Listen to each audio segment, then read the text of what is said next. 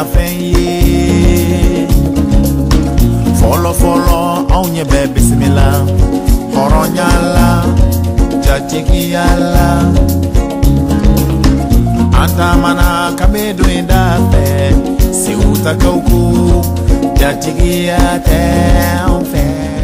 L'histoire d'un team commence toujours de la même façon. Un groupe d'une dizaine de jeunes motivés sont sélectionnés et ils préparent pendant 18 mois une mission au Burkina Faso. L'objectif de cette mission, aller à la rencontre de la population, découvrir une autre culture, appréhender les difficultés d'un des pays les plus pauvres au monde, mais aussi participer à un chantier solidaire en lien avec les besoins de la population.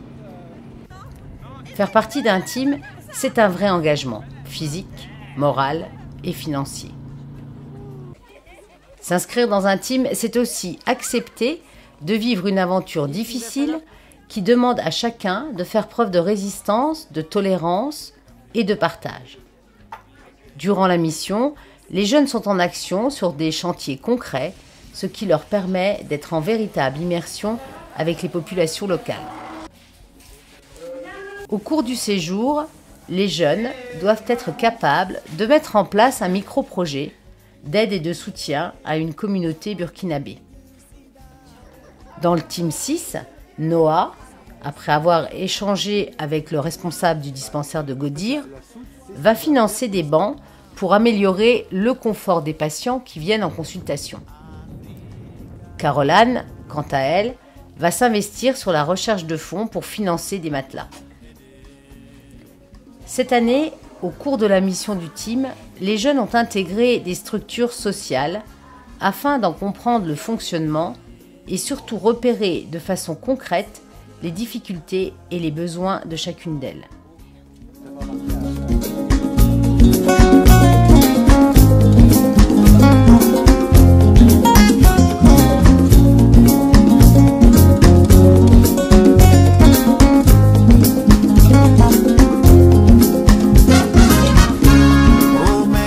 L'école des sourds-muets de Ouagadougou a ouvert ses portes en 1980.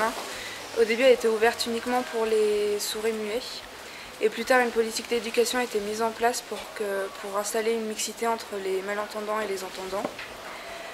Elle accueille des enfants de la maternelle jusqu'au CM2, avec comme finalité de passer l'examen du CEP. Elle accueille 165 élèves, dont à peu près la moitié sont malentendants, et 95 de ces enfants sont parrainés par l'État. Ce parrainage comprend la scolarité, les vêtements et les fournitures scolaires. Concernant le personnel, il compte 12 salariés, des instituteurs, des veilleurs de jour et des cuisinières. Donc une journée à l'école des sourds et muets commence à 7h30 et finit à 16h. Ils ont un temps de 2 heures pour manger le midi à la cantine de l'école. Les plus petites classes commencent par arroser le jardin pédagogique qui a été installé par l'association Xalis. Donc les professeurs, aux enfants, ça leur permet de savoir cultiver les fruits et les légumes, d'arroser, de savoir récolter. Et les fruits et les légumes du potager sont utilisés pour la cantine le midi. Et pendant ce temps, les plus grandes classes font du sport dans la cour avec les profs.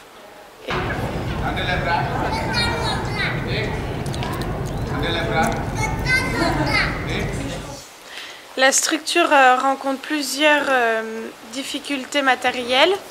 Comme en maternelle, il manque beaucoup de matériel pédagogique, ainsi qu'en primaire, il manque beaucoup de matériel pour illustrer les cours, comme des images ou des dessins, surtout des dessins de signes pour que tous les enfants comprennent.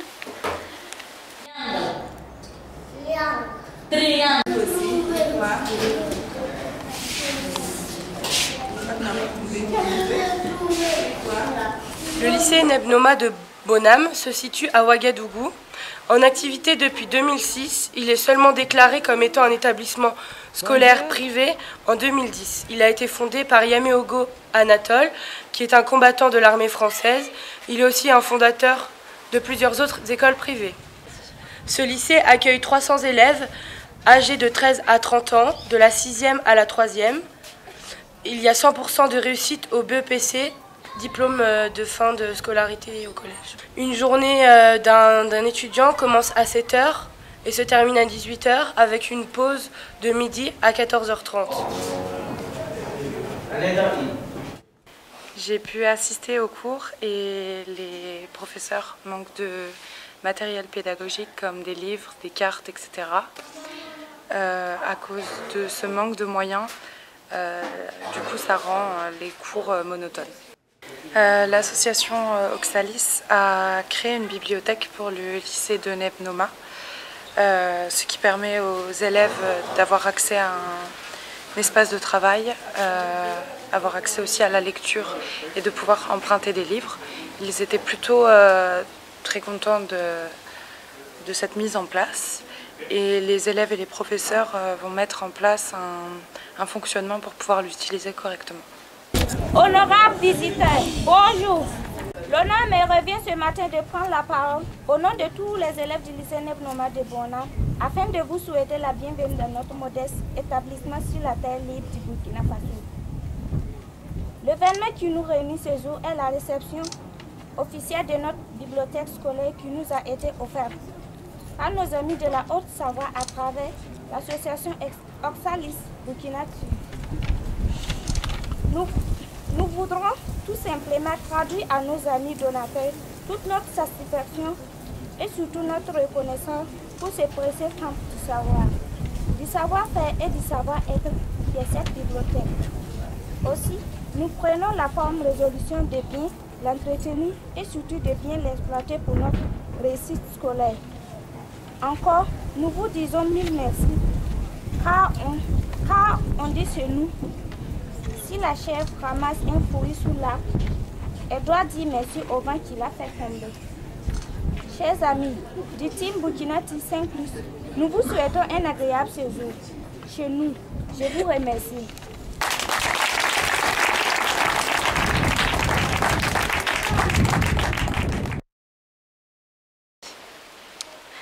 L'école a été créée par l'association Éternelle Santé en 2012. L'association a été créée, elle, en 2006 pour le VIH-Sida. Ils ont décidé de créer l'école maternelle pour les enfants orphelins et les familles qui sont dans l'incapacité financière. L'école maternelle compte actuellement 30 enfants de 2 ans et demi à 6 ans et elle peut accueillir maximum 50 enfants. Les monitrices et les enfants ont le strict minimum pour travailler. Ils ont un cahier par an avec une ardoise, quelques craies et des crayons de couleur. Ils ont aussi à l'extérieur un toboggan, une balançoire, un cheval à bascule qui sont en mauvais état et pas forcément adaptés à l'âge. Et on a pu échanger avec eux sur leurs besoins. Ils ont besoin d'un hangar pour protéger du soleil quand il fait chaud l'après-midi à l'extérieur. Et ils ont aussi besoin du matériel pour les décorations de la classe et du matériel scolaire comme des livres pour apprendre. Donc l'école ouvre ses portes à 7h30. Ils ont un moment pour jouer de 7h30 à 8h30. Ensuite, ils rentrent en classe, ils font une activité. De 10h à 11h, il y a la récréation. Donc pendant cette récréation, elle se découpe en 2 parties. Une demi-heure pour le goûter et une demi-heure pour jouer. Ensuite, ils rentrent à 11h en classe pour faire une autre activité jusqu'à 11h30 où les parents viennent chercher leur enfant. Le principal problème est de ne pas avoir l'argent pour payer le repas du midi pour les enfants. Donc ça empêche de continuer l'école l'après-midi, donc les enfants finissent à 11h30. C'est Madame Bado-Claudine qui est la gérante des cuiseurs solaires. Déjà 17 cuiseurs de fours solaires ont été installés depuis 2000 chez des gens qui en ont le besoin. Sa mission consiste à rendre visite aux 17 personnes bénéficiaires des fours solaires. Donc c'est pour faire un contrôle une fois par an. Il y a 2 types de cuiseurs solaires. Donc, le cuiseur solaire en forme de parabole que nous n'utilisons plus car celui-ci causait des mal de dos aux femmes. Donc nous utilisons le deuxième modèle qui est un modèle de papillon qui est composé de 2 grandes armatures avec des plaques d'aluminium. C'est une petite tige en métal qui permet d'orienter le cuiseur solaire au soleil pour optimiser la cuisson. Donc, ce que j'ai pu constater de cette technique, c'est qu'il y a des avantages et des inconvénients. Les avantages, c'est que les femmes n'ont plus de fumée dans le visage, ce qui évite tout ce qui est conjonctivite. Elles n'utilisent pas de bois, donc ça évite la déforestation et la pollution. Et elles cuisinent debout. Cependant, j'ai remarqué aussi des inconvénients. La cuisson est beaucoup plus longue que si c'était du gaz ou du bois. Et s'il n'y a pas de soleil, cette technique n'est pas utilisable.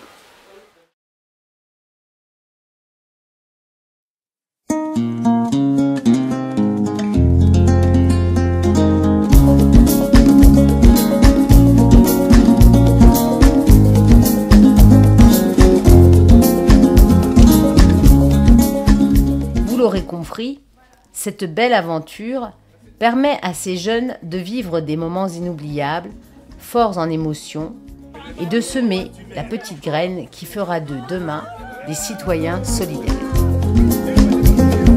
Afriki denu wilila kayewa sinayala dorojanta bala yalla yalla ani fenyini ni ma fen soro ina fenye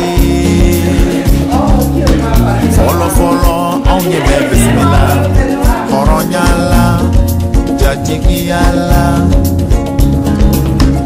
antamana kamedu inda si utatoku jatigia teofeya Afriki denun kola sekina koluye wala so sumade ni yenye Afriki denu yame ko demeba doneme tanyeshi woluma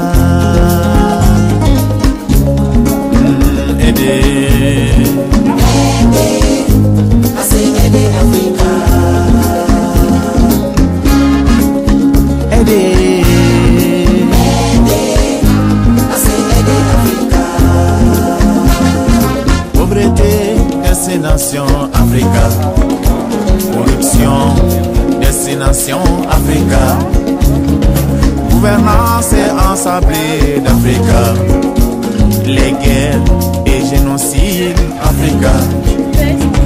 United Nations aussi a décidé dans son programme de développer Africa, diminuer sa pauvreté, diminuer sa pandémie du sida, diminuer le décès de ses enfants, diminuer tout ce qu'elle doit, toi, maman.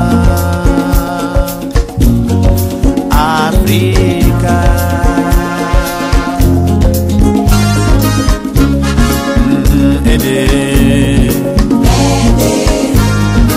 Aider Africa.